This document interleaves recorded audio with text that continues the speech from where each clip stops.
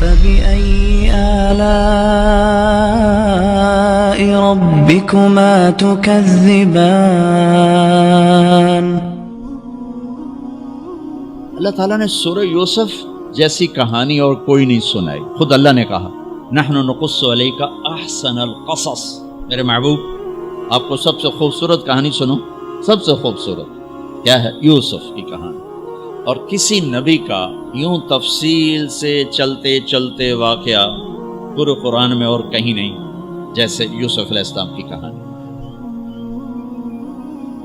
یوسف علیہ السلام کے بھائیوں کے ظلم کی وجہ سے 40 سال ان کو در بدر ہونا پڑا. 40 برس گھر سے جدا رہے. پھر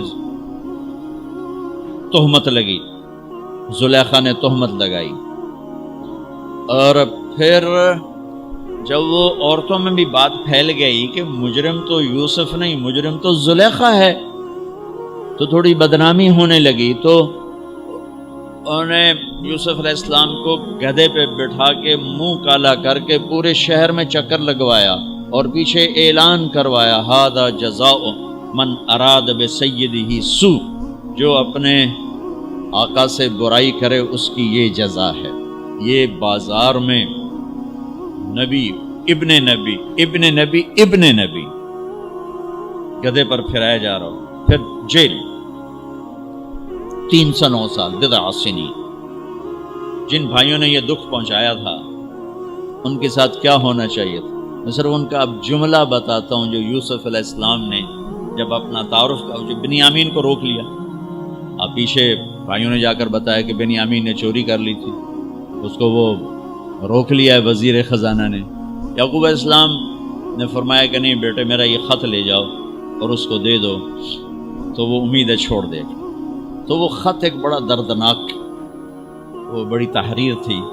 لکھا تھا عزیز مصر کے نام، ہم انبیاء کی اولاد شروع سے ہی آزمائش کی پھٹی میں ہیں.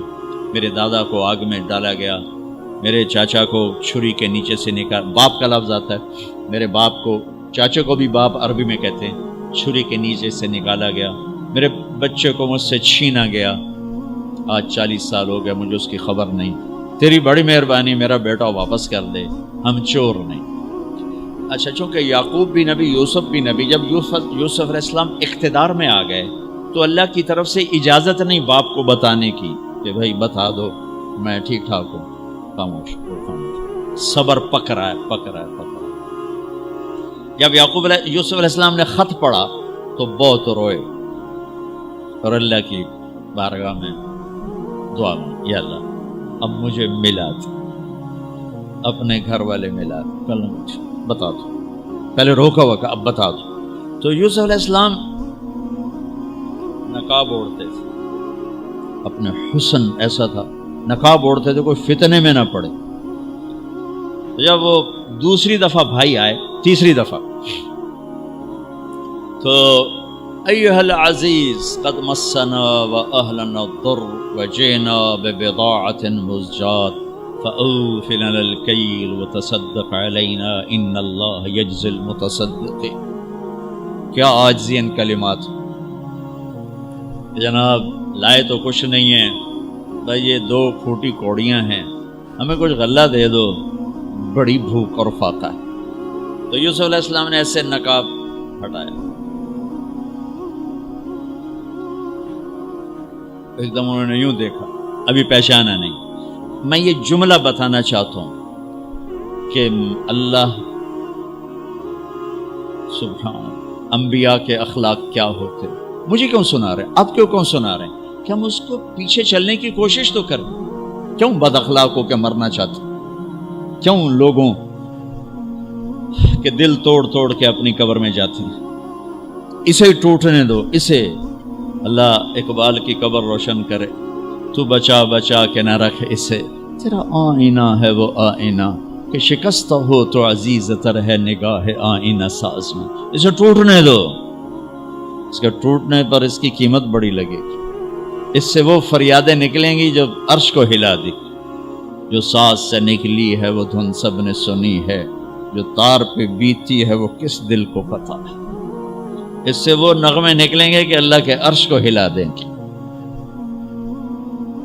اپنے آپ کو توڑ دو، دوسرے کو مت ٹوٹنے دو، اپنے آپ کو توڑ دو، اپنے آپ کو توڑ دو، کہ کائنات کا اٹل قانون ہے، ٹوٹ کے چیز بنتی۔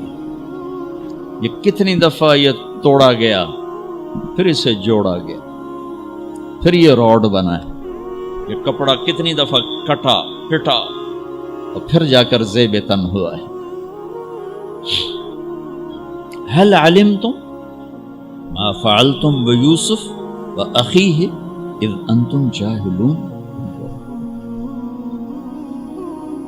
یہاں جو انہوں نے کیا تھا اس کے مطابق جملہ ہے قد علمتم ما ظلمتم بيوسف وأخيه إذ أنتم عامدون۔ اب میں دونوں کا فرق بتاتا ہوں۔ یوسف علیہ السلام کو کہنا چاہیے تھا آئے ہو نا ذلیل ہوتے میرے اگوں، لگ گیا نا پتا تو انہوں،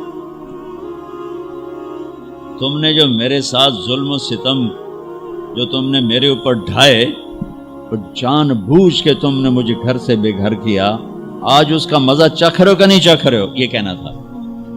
قد علمتم، تمہیں سارا پتا تھا، تم نے مجھے گھر سے نکالا، کنویں میں ڈالا، بازار میں بکا، تہمتیں اپنے دامن میں سمیٹ کے جیل میں گیا، یہ کہنا تھا۔ واہ واہ، یوسف علیہ السلام پہ قربان جاؤں۔ هل علمتم ما فعلتم بیوسف واخیہ اذ انتم جاہلون۔ مجرم کی طرف سے صفائیاں پیش کر رہے ہیں، مدعی۔ آپ بے خبری میں حل وہاں بولا جاتا ہے کہ مجھے پتا ہے کہ جو بات میں عثمان کو کہنے لگا ہوں اس سے معلوم نہیں۔ اردو میں ہم کہتے ہیں عثمان تمہیں پتا چلا، ابو بکر تمہیں پتا چلا، یہ ہے ہمارا محاورہ۔ تو عربی میں حل میرے بھائیو، آپ کو پتا نہیں چلا تھا بے خبری میں ما فعلتم، فعلا عربی زبان کا سب سے کمزور لفظ ہے۔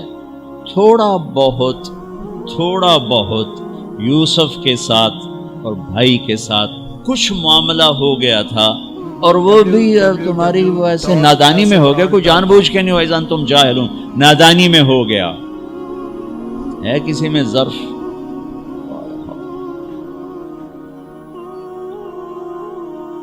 بھائیوں نے ایسے دیکھا۔ قرآن سارا ہی بڑا خوبصورت ہے، لیکن بعض مقامات پر اگر انسان کو حیرت میں گم کر دیتا۔ قرآن سارا ہی خوبصورت۔ قرآن کی سب سے خوبصورت آیت کون سی ہے؟ وَقِيلَ يَا أَرْضُ ابْلَعِي مَاءَكِ وَيَا سَمَاءُ أَقْلِعِي وَغِيضَ الْمَاءُ وَقُضِيَ الْأَمْرُ وَاسْتَوَتْ عَلَى الْجُودِيِّ وَقِيلَ بُعْدًا لِلْقَوْمِ الظَّالِمِينَ۔ یہ قرآن کی سب سے خوبصورت آیت۔ یہ لفظ بھی یہاں اپنی جگہ پہ شاہکار ہے۔